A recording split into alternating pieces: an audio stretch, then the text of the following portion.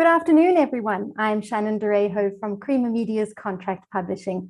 Welcome to today's webinar focusing on mining capital works, which aims to uncover how mining projects can ensure they're getting the most out of their digital investments by improving how project data and collaboration is managed. Today's webinar is sponsored by Oracle Construction and Engineering. Before we begin, please take note of the following. To encourage interaction, we have enabled the chat and the Q&A function. Please post your questions into the Q&A box, which you'll find on the panel at the bottom of your screen. The panelists will answer as many of your questions as possible at the end of the session. You can also interact with the panelists and other attendees in the chat box, which you'll also find at the bottom of your screen. Please don't post any questions there, though, as we may miss them. You can use the Q&A for your questions. Please be aware that we are recording this webinar. We'll send you a copy of the recording when it's available. We're also streaming the webinar live on YouTube, and we'll share the link in the chat. So let's get started. I'm going to hand over to today's facilitator, Werner Maritz, who will introduce our panelists and take the proceedings forward. Werner is a member of the industry strategy team at Oracle Construction and Engineering Global Business Unit, focusing on public sector and infrastructure development programs. As a certified cost professional, he has a passion for the digital transformation of the project and construction management disciplines and has a keen interest in the role BIM plays in improving project profitability, managing project risk, and reducing construction costs. It's over to you, Werner. Thanks, Shannon. Hello and welcome to everybody. We have an exciting webcast today, which will focus on our mining projects and get the most out of their data and how they enable team collaboration through digital transformation. We will hear from our panel members how this helped them to get the most out of their capital investment processes. So the mining industry have a very exciting time ahead, as they not only grow and improve their core operations, but are expanding their traditional project portfolios to now include initiatives around decarbonization, energy, security, and sustainability. Now you may ask the question, what differentiates mining projects that we decided to dedicate an entire webinar session just to them? So some of the characteristics we consider just for mining projects in this case is that mining is really a very asset-intensive industry with multiple asset classes, including mining systems, processing plants, heavy machinery, different types of infrastructure, and in some cases, even their own utilities. And mining projects, due to their nature, is really long duration projects. It's often high value investments. To build a mine could be billions of dollars. Now, often they have long permitting cycles, and they've got very rigorous safety, health, environmental compliance requirements on the projects. Now, mining usually have a long asset operational life. There's a big focus on the operations and maintenance phase of the project, with implications on how the project needs to be handed over from the project phase to the operations phase. Also, mining projects are often tied to commodity cycles, right? And commodity markets. So on-time delivery is really important to these projects, as many organizations could suffer big revenue losses on late project delivery. If the commodity cycle is passed before the project comes online, it's not a good economic solution.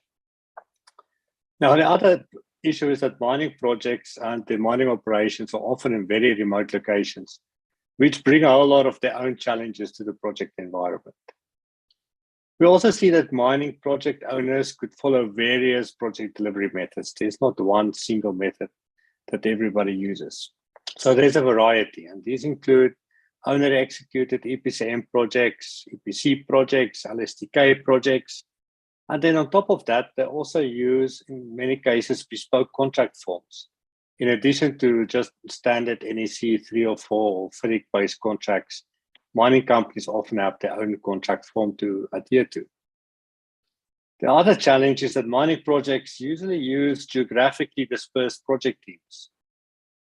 Project team members and organizations at different locations, different companies, need to work together to deliver that project. Now, a recent study by Ernst & Young, or EY, indicated that capital productivity in the mining sector is a big problem, with 64% of projects either running late or over budget. with an average cost overrun at about 39%. That's a significant number. Now, the same study indicated that miners, which improve their capital productivity now, will be better positioned to navigate ongoing uncertainty and drive better project outcomes in the future. EY's study indicated that mining companies who invest in the implementation of enhanced project management capabilities now could reap benefits between 50 and 30% of project capital value. Now, for high-value capital projects, that's a big number. Now, these numbers warrant some discussion on how mining companies can go about implementing enhanced project management capabilities. So in today's webinar, which is made possible by Oracle Construction and Engineering, we will speak to some mining company representatives on how they've done this. Now, Oracle Construction and Engineering, they provide the Oracle Smart Construction Platform, which is purpose-built for construction and engineering projects.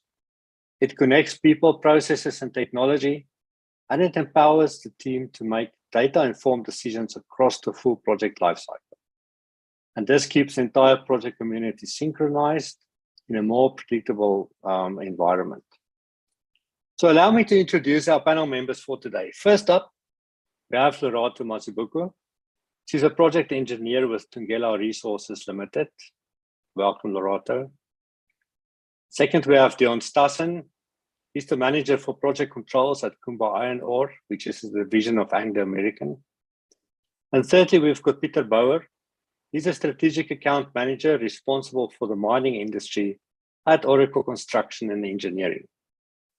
So welcome to our panel members, and thanks for offering us your time and your insight today for this discussion. Lorato, I would like to start with you.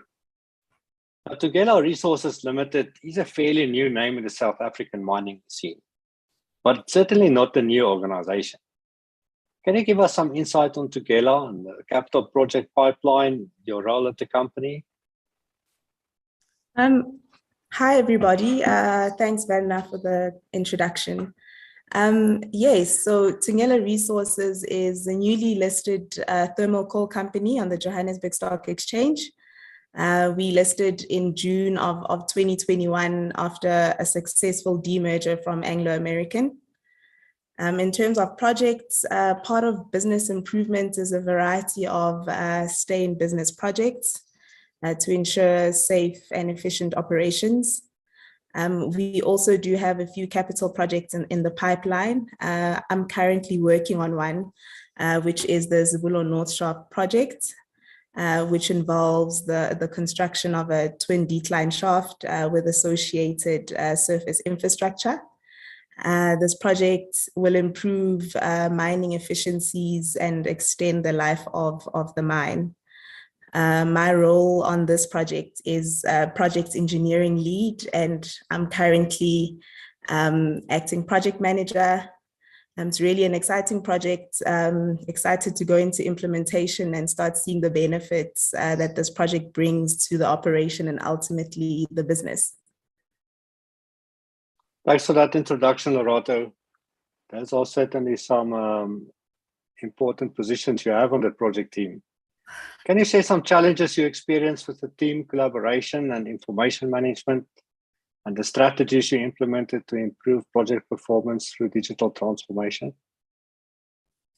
Yeah, so the management of information and data generated during the life cycle of a project can be a challenge, especially when the data is located on different locations and you've got a variety of stakeholders also located in different geographical locations. So the process of just managing project information and data, such as documentation, drawings, commercial documents, was really cumbersome, and it was heavily loaded onto the document control function. And to a large extent, we noticed it was very manual, leaving room for error and with high probabilities of incorrect revisions of information flowing through to your capital estimate, or even to the construction phase. And as we know, that cascades into a variety of problems for the project, either causing rework and delays. Yep. So one of the strategies we implemented was adopting a digital platform with capabilities of managing large data for the entire project lifecycle, from concept onto implementation on all our projects.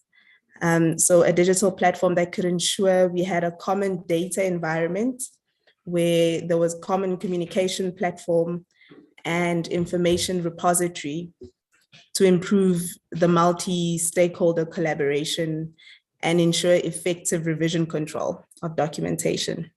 So we had a look, and Aconex actually provided this digital platform for us on our projects, where we now have a single platform that can deal with a large variety of project data.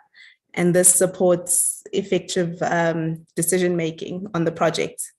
And we now have access to information relating to the evolution of the design, and the history is readily available and stored in one location. And then other benefits of the system that we've seen is the introduction of workflows where we can have concurrent digital technical reviews, and this just maximizes team collaboration. Other capabilities that have been really, really useful was the exchange of big files and bulk loading and sharing of project information, and ensuring that multiple stakeholders have access to the most recent information at all times. And this process also just makes the handover process so seamless at the end of a project. Yeah, thanks for that insight, Lerato. It sounds like your digital transformation efforts is paying off and making your coordination job as a project manager and project engineer a little bit easier on a day-to-day basis. Yeah, definitely. Dion, I would like to shift some focus to Kumba for a moment. Now, Kumba is a well-known organization in the South African mining industry and needs little introduction. But can you tell us more about your role in the organization and the capital projects portfolio that you're involved in? Yeah, thanks, Van, and thanks to our panelists and our audience today as well. So I'm privileged to be part of the Kumba story, actually, and my role in Kumba will encompass the establishment and monitoring of project controls and project delivery standards, especially as it pertains to the functions of planning and scheduling, cost management, risk management, project administration and document management, project systems and reporting, as well as project change control and WBS development. So it's quite a mouthful, and we actually cover quite a lot of things in my role from an oversight perspective and standards perspective. So the department in which I operate, we typically perform studies and execution of projects from $5 million upwards, and are normally in excess of $25 million. Our projects are predominantly focused on life extensions of our existing operations, but it could also include projects aimed at expanding our existing portfolio of iron ore assets. Okay. So that's certainly an administrative intensive position that you described there from a project controls perspective. Now, Kumba recently embarked on a digital transformation program of its capital project controls environment, and you've already seen some benefits from this initiative. So in your experience, did the adoption of the digital platforms help Kumba to improve capital project management and project control processes? It certainly did. From a project execution perspective, we've certainly experienced some benefits of that digital transformation, or the platform deployment, as we call it, predominantly in the form of transparency of our project management and control processes throughout the project execution lifecycle. So what that means is we have better visibility of our process performance across our delivery effort, which then allows us to identify and eliminate superfluous activity and excessive delays in, for example, review and approval cycles.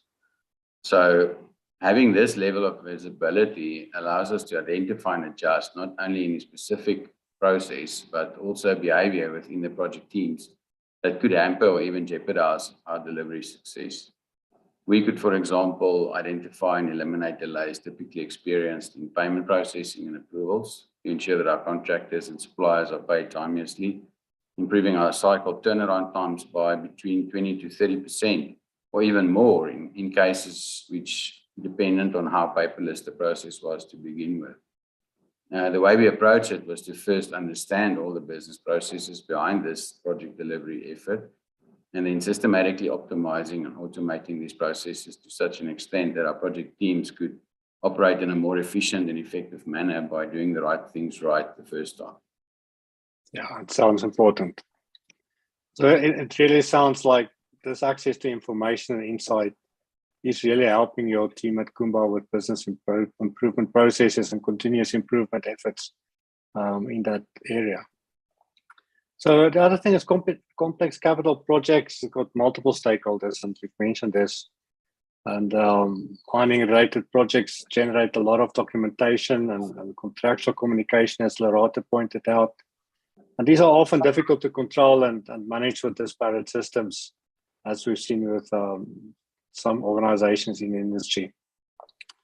So as digital transformation brings capital projects into the modern information management era, if I can call it that, do you see changes in the role of the, for example, document controllers and document control function itself related to capital projects?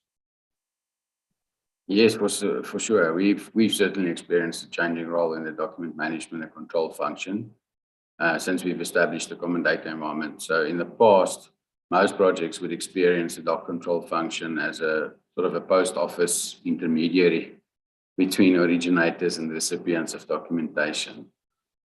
This approach would see a lot of emphasis placed on document number creation, less on metadata, content quality. It's more a pool-based approach where recipients would request certain documents or content from originators via document control.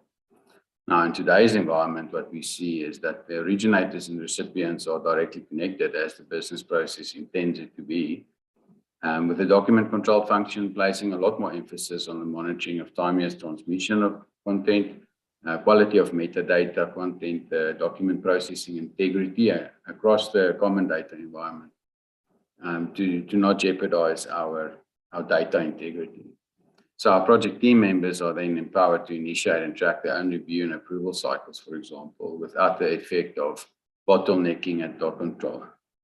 Our ability to delegate or even relieve individuals within a functional governing processes can occur seamlessly without affecting our ability to consistently apply governance due to our role-based workflow templates, for example. So we foresee that this approach will continue to aid tremendously in shortening the project handover and archiving processes once we have to hand over to our operations. Yeah, it certainly sounds like the information management system is empowering your team to focus on that quality of information generated. And as you pointed out, quality of information is very important to the assurance role that your department needs to fulfill. Now, Oracle iConnect has a unique security model, which really promotes end-user trust, and it ensures data ownership is retained by the participants of the common data environment. So as part of this digital transformation drive, I know Kumba invited the project supply chain to participate in the process. Have you seen benefits in extending the rollout to the rest of the project supply chain? We have certainly experienced this benefit of the model. So the iConnect model, for example, works on a centrally stored, selectively shared model, which gives us access to, or basically any document that you are required to have access to. And by merely monitoring the contractual communication between different role players in these contracting entities, you can gain quite a lot of insights in terms of what's coming up in your project or where you are in your project even. So most projects, in our case, typically experienced quite a delay between contractual communication and the physical transactions materializing in the forms of claims or invoices, for example. Now, given our level of visibility of these direct communication processes between ourselves and the other contracting parties, these topics or events could directly translate into more timeous cost forecast, for example, leading to better decision-making at a tactical project management level, and even more so in the case of multiple projects forming part of a portfolio. So we can now, for example, anticipate claims or initiate change events proactively by merely monitoring the early warning notifications in real time as they occur on the system. It's not a document that then gets lost in an Outlook transmission or an email or something similar. So merely describing the process of communication in a contract like we typically used to in the project environments that I've been working in, and especially bespoke contracts, that doesn't necessarily translate into this process actually materializing in the real world without proper oversight, of course. So by having defined these process templates aligned with our contractual obligations, we can now reap the benefit of process compliance. And obviously, transactional transparency happens quite quickly. We now have a heightened ability to detect potential claims before they occur without even experiencing days or weeks going by before the official documentation starts reaching one's inbox. Yeah. Any improvements in construction contract admin processes certainly benefit all parties to the contract, especially related to dispute avoidance on large contracts. Now, from a project control perspective, traditionally month-end close is a very busy period for the capital project controls team. Progress measurement, you mentioned cost reports, forecasting, status reports. Have you realized any benefits in the month-end close process with your digital transformation initiatives? We actually made a few puns the other day in the office when we sort of announced once we've reached our month-end closure for the period, and we actually reached that within 2 days this month, or for last month, for instance. So given that we've established our standard processes within the common data environment, our typical month-end processing effort within project controls is significantly reduced. So our reporting is automated and it reads directly from our common data environment, which cannot and does not have to be manipulated prior to publishing. We've got one version of the truth, and our monthly close and reporting cycle normally doesn't exceed 1 or 2 days from month end. So our control team members don't have to work excessive hours or overtime in order to achieve our reporting deadlines. So we've also experienced quite a number of instances where some of our projects could make good tactical decisions within a few hours, as the relevant cost and schedule information was already available by merely visiting our reporting hub in less than 3 clicks, for example. So yeah, that's excellent. That it cuts down a lot of effort. Yeah, I know even internal to Oracle leveraging systems, our CFO's opinion is month end is just another transactional day. Financial year end is just another transactional day. Nothing special should have to happen to close that accounting period. Now, given the benefits you described, what's next in the Kumba Capital Project's digital transformation journey? Well, this is certainly an exciting journey, and it's a frontier in our South African context, which very few have endeavored to embark on yet. And I think it's going to go that way in future. But for Kumba, we would continue to align and integrate our capital project delivery environment with our future smart mining approach, which is our blueprint for the future of our business. So a future which, in a broad innovative thinking, enabling technologies, collaborative partnerships, it shapes our industry that is safer and more sustainable and more efficient and better harmonized with the needs of our host communities and society as a whole. Yeah, thanks, Dion. It certainly is encouraging to hear the tangible results that you've achieved, both Thungela and Kumba, through digital transformation efforts in the capital project domain. I hope there's great things to come within our mining industry as far as this is concerned. Now I'd like to move over to Peter.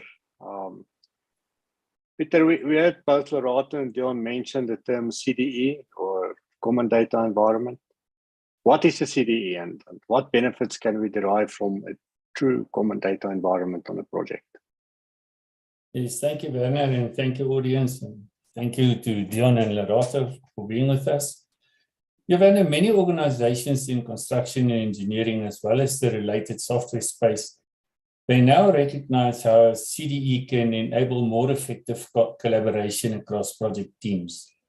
A CDE is where all the project information is captured in a single platform. This includes all the formal documents, the drawings, the BIM models, the contractual collaboration, field operation information such as inspections and punch lists, and cost and contract management data. So it provides you with a single version of the truth. Now, Oracle Aconex respects data ownership of all participating organizations, where everybody only has access to the data that has been physically transmitted to them. This is known as the concept of neutrality. So Oracle provides guaranteed delivery with an ironclad audit trail, so no one should pitch up at a site with the incorrect version of a document. Aconex provides the tools to find information swiftly via metadata information from a CDE where nothing can ever get deleted. This drives trust and increases the adoption of the solution, which is critical in any project. So project information must be housed in a secure CDE that utilizes rigorous security protocols to ensure that all stakeholders' data is safeguarded from threats. A CDE is an essential part of an engineering or construction project.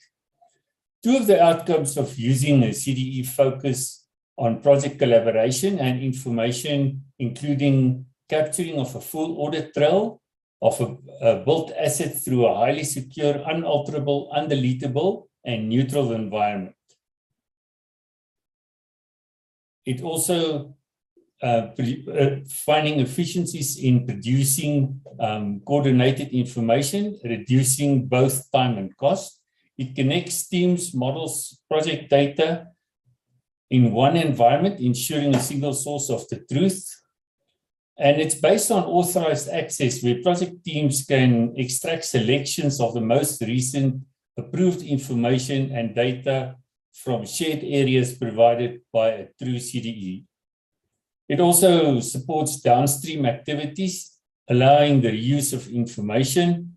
This helps with the construction, estimating, planning, facilities management, and cost planning, among other activities.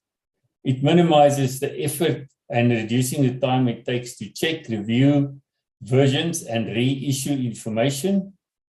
And finding efficiencies in producing coordinated information and reducing both time and cost.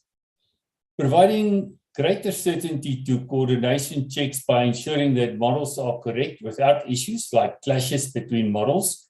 These are often a result of the detailed design production process. Yeah, certainly the CDE sounds an important part of the project. You've mentioned critical components like neutrality and audit trail related to the CDE, but you also mentioned security. So cybersecurity and data security is critical concern to businesses today, right? Even more so when an organization is on a digital transformation journey. So Peter, can you give us some insight on how an organization can protect their data while using digital collaboration technology like Oracle Aconex? Yes, thank you, Bernard. That's a very good question. Oracle is committed to helping customers operate globally in a fast-changing business environment and address the challenges of an ever more complex regulatory environment. Cloud computing is fundamentally different from traditionally on-premises computing. In the traditional model, organizations are typically in full control of their technology infrastructure located on-premise, for example, physical control of the hardware and full control over the technology stack in production.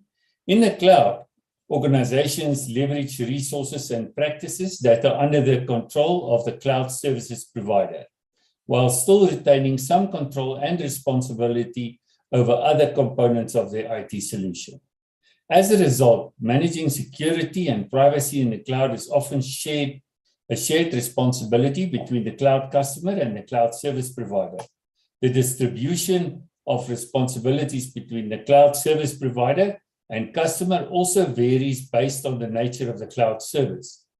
As a global SaaS vendor, Oracle runs a multi-tier approach to security, which includes corporate security practice on how we protect the customer data, Oracle software security insurance on software development practices, Oracle cloud security practices, global customer support for security practices, and practices related to consulting services and advanced customer support. Yeah, so Peter, you mentioned the term SaaS, or software as a service. Now, many of us use software as a service offerings on a day-to-day basis in our private lives. But can you expand a little bit on what is software as a service as it relates to our construction industry?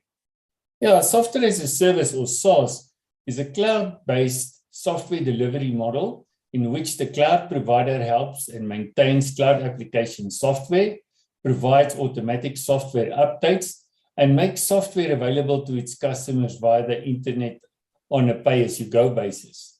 The cloud provider, in this case Oracle, manages all the hardware, traditional software, including middleware, application software, and very importantly, the security.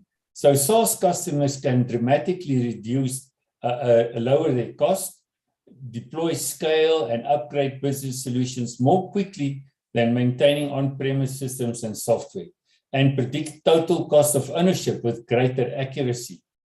The adoption of SaaS solutions is a key component to accelerate digital transformation in the mining industry. And subscription is for the execution period of the project only. Yeah, it certainly sounds like that our capital projects environment, especially project controls, it's not an IT function in the business, right? So it certainly sounds like a software as a service option to access those very important systems is a good way for the project controls groups to get control over their environments. So I've got a last question in closing to all the panel members, and I would like you to each respond. So we see many digital transformation initiatives in the international construction sector. So in your opinion, what digital transformation initiatives do you see as a high priority across capital projects in the mining industry? Dion, can I start with you this time? Yeah, sure. So I would typically see two things in the near future happening in the mining industry specifically, and it's in one of my sort of a pet subject is establishing a common glossary or a taxonomy across capital projects in general, and specifically in mining projects, such that your CDE or common data environment is truly common, not just for you as a project or you as a company, but actually for you as an industry, which makes us comparable between projects or even entities in the industry in that sense, you know. And that helps with a lot of other things in future as well. So the second one, which I'm also very passionate about, is the incorporation of AI and machine learning using bots or rapid development environment tools, or that take care of bulk processing, almost taking away the typical data capturing roles that people used to play, but allowing them to be more in a transitional role. So previously, for instance, we would have a more data capturing, like I said, and it's very analysis intensive effort for controls people specifically on those projects. And I'm seeing that move with AI. I think that will move to a more insights-driven advisory approach. So you provide opportunity to actually upskill existing resources within the project space and specifically in the mining project space, and then make that project or that person or that team even more effective in terms of capital project delivery. Yeah, we've certainly seen some of our customers using predictive analytics on projects that really have the ability to be more forward-looking in their projects as opposed to just looking at history, but look at what could happen based on the events on the project, and it really helps them to reduce risk on the project significantly. Yeah. Lerato, what's your view on this? Yeah, I think it's interesting times. It sounds like the 4IR is very fast approaching. From my end, it is here. So from my end, I think digitization in general provides an array of possibilities. And there's been recent evidence that suggests that organizations that understand digitization and its capabilities are actually able to outperform some of their competitors. So I think definitely in the project space, technologies that facilitate monitoring and control on capital projects in a common data environment are welcome to aid, project management success going forward. Yeah, it certainly sounds like in future we'll have to get our project managers to get a little bit of an IT education as a critical component of being a project manager in the fourth industrial revolution. Yeah. Peter, what's your view? Digitizations in capital projects doesn't come overnight. It is a process. And I think you need to take a step-by-step approach by starting with the simple things that will deliver the most value. For instance, getting your documents and your decisions in the same platform to simplify collaboration across the project while maintaining governance, and using workflow to formalize decisions and to inform people on the project of what is happening from a single source of truth.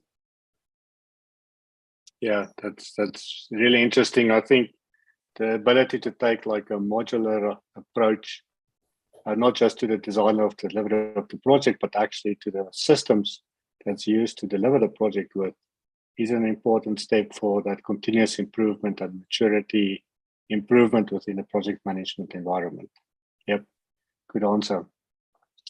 So Lorato, Dion, Peter, I think you've done an excellent job in describing some of the tangible benefits and characteristics of digital transformation, especially for capital projects in the mining environment. I would like to thank you for your time and your insights on this particular topic. I know each of you have got a long road ahead of yourselves in terms of this digital transformation road, and we're happy to walk that path with you.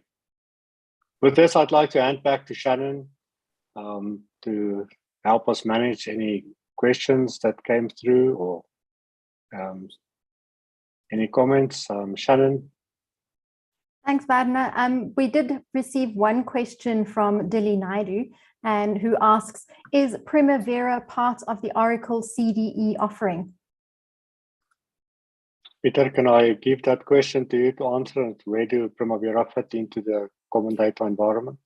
Yes, I think Primavera plays a big part of the CDE offering, because what Aconex Connected Cost does, it combines the scheduling information with collaboration, with the cost and contract management information, and getting the progress information from Primavera into your cost worksheet helps you to determine your cost and profit and performance indices across your project. Yeah, that's a good answer. I would like to add to that, maybe, Peter, from a perspective that, as from a common data environment within a BIM environment, if we look at international standards like ISO 19650, which is one of the BIM standards, we are fortunate that the Oracle Aconex common data environment is actually certified against that particular standard as it relates to common data environments. So that it makes it easy to deploy that environment according to international practice and standards. Yep. Shannon, I see in the chat there are not any other specific questions to answer. No, and nothing has come through on the Q&A either, but if anybody does have any questions that they think about afterwards, perhaps once they've had time to digest all this information, they can just definitely be in touch with us. But yes, if I think that's all we've got for today. Yep, thank you very much for participation in this event. Thank you very much. That does bring us to the end of our webinar. I'd like to take this opportunity to say thank you so much to Werner Maritz for facilitating today's proceedings. And of course, to our panelists, Lerato Mazibuko from Tungela Resources, Dion Stassen from Kumba Iron Ore, and Peter Boer from Oracle Construction and Engineering. Thank you also to Oracle Construction and Engineering for making this webinar possible. Thank you also to the attendees for taking the time to join us to hear about how mining projects can ensure they're getting the most out of their digital investments. If you'd like more information, please be sure to visit Oracle Construction and Engineering's website at www.oracle.com. The recording of today's webinar will be sent to you in due course, and if you have any additional questions, please be in touch. You can reach us at shannon@creamermedia.co.za. Thank you so much for your time. Stay safe and stay well, and goodbye.